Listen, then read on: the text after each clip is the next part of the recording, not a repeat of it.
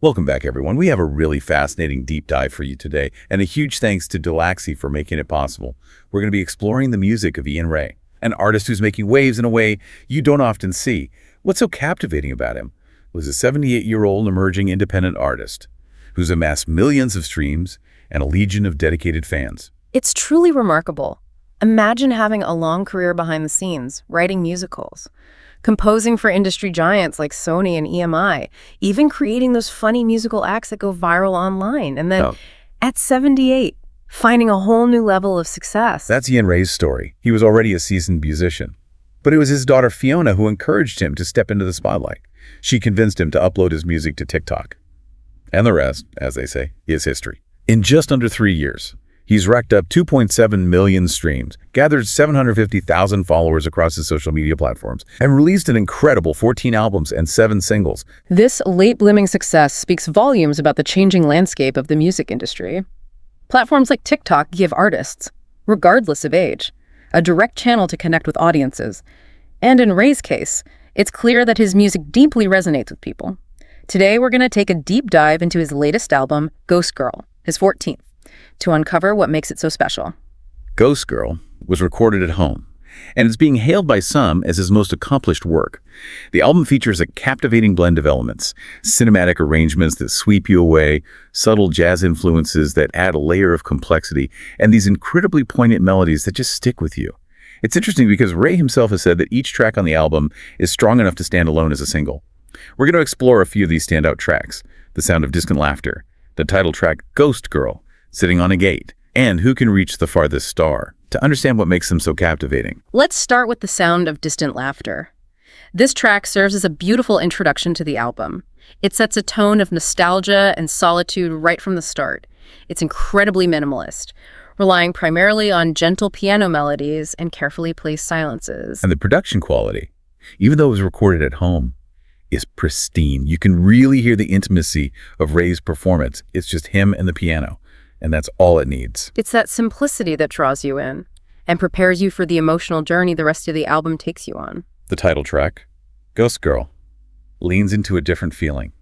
It's haunting and fragile, and really highlights the theme of isolation that runs through a lot of Rae's work. What's fascinating about this track is how Rae uses pacing and this minimalist style to evoke such a deep sense of yearning. The melodies are sorrowful, but it's the way he tells the story through the instruments alone that's truly remarkable. It's amazing how he can communicate so much without using any lyrics at all. It sets the mood for the whole album and leaves you wanting to hear more.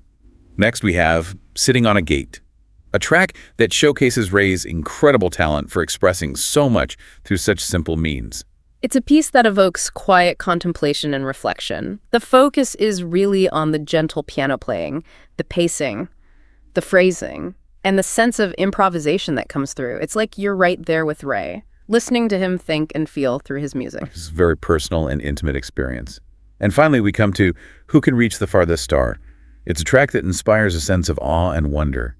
It's as if you're gazing up at the night sky, contemplating the vastness of it all. The deliberate pacing in this track is captivating. It feels like each note is carefully chosen, mimicking the act of stargazing, slowing down time to truly appreciate the moment.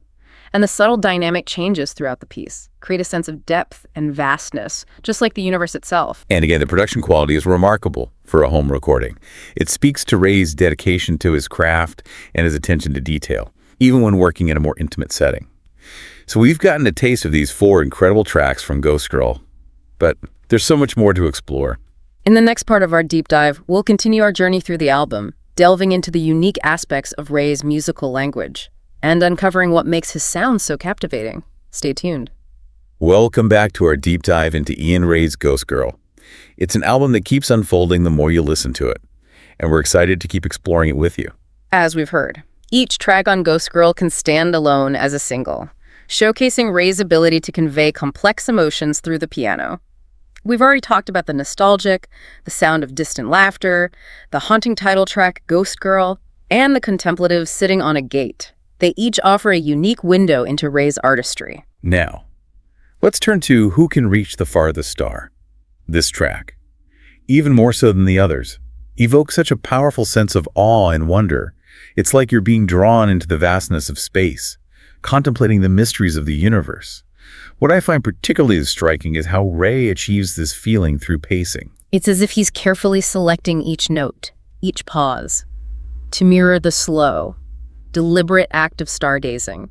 You get a sense that he's savoring each moment, inviting us to do the same.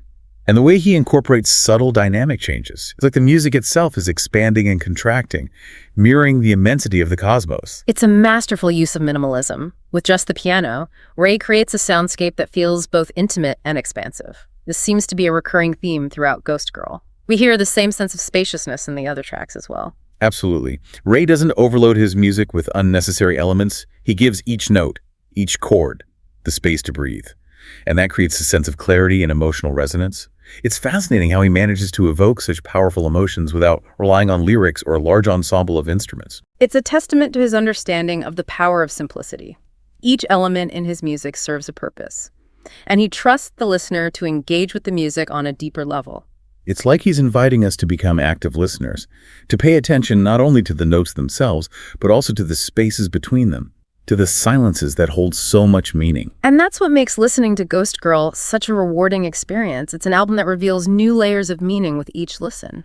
It's also incredibly inspiring to think about the context of this album. Rae, at 78 years old, is experiencing this surge in popularity after years of working behind the scenes. It's a testament to his perseverance and the timeless quality of his music. It's a reminder that creativity has no age limit, and that sometimes the most profound stories are told through the simplest means. Rae's ability to connect with audiences across generations speaks to the universal appeal of his music. It makes you wonder, what is it about his music that resonates so deeply with people? Perhaps it's his ability to tap into emotions that we all experience. Longing, solitude, a sense of wonder. He doesn't shy away from these feelings, he embraces them. And in doing so, he invites us to do the same. And he does it all with such sincerity and authenticity. There's no pretense in his music, just raw emotion channeled through the piano. We've touched on several key aspects of Rae's artistry, but there's still more to uncover. In our final part, we'll delve into what makes Ghost Girl stand out not only as a collection of beautiful individual pieces, but also as a cohesive and compelling album experience.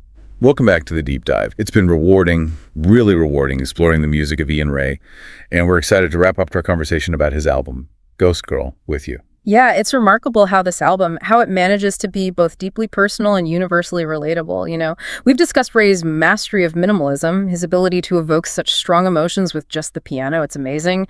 And the inspiring story of his, late blooming success is just incredible. Yeah, we've journeyed through some of the standout tracks, from the nostalgic whispers of The Sound of Distant Laughter to the awe-inspiring expanse of Who Can Reach the Farthest Star.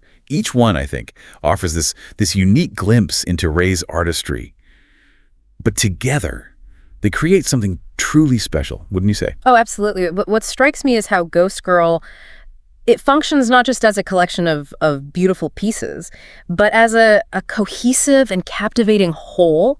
There's a clear artistic vision that runs through the entire album, right? A sense of purpose and intentionality. I agree completely. It's like each track builds upon the previous one, creating a narrative arc that pulls you in from the very first note to the last. You can feel Rae's journey woven into the fabric of the music itself. Yeah.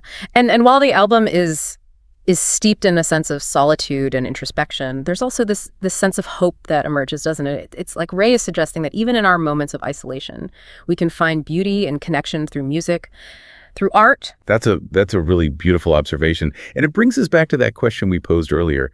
What is it about Rae's music that resonates so deeply with audiences?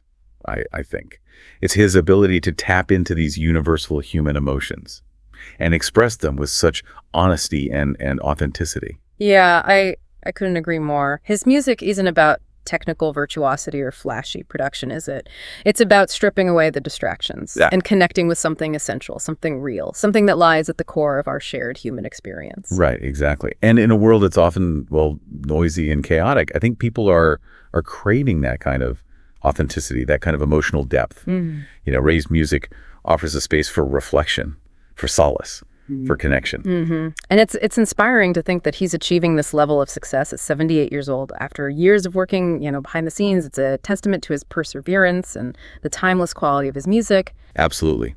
His story is a reminder that it's never too late to pursue your passions, to share your unique voice with the world. And that sometimes the most powerful stories are told through the simplest of means. Yeah, exactly. If you haven't already, I highly recommend giving Ghost Girl a listen. Just let Rae's music wash over you and see where it takes you. You might be surprised at what you discover. It's been a pleasure exploring the world of Ian Rae with you. We hope this deep dive has inspired you to seek out new music, to appreciate the power of simplicity, and to remember that creativity has no age limit.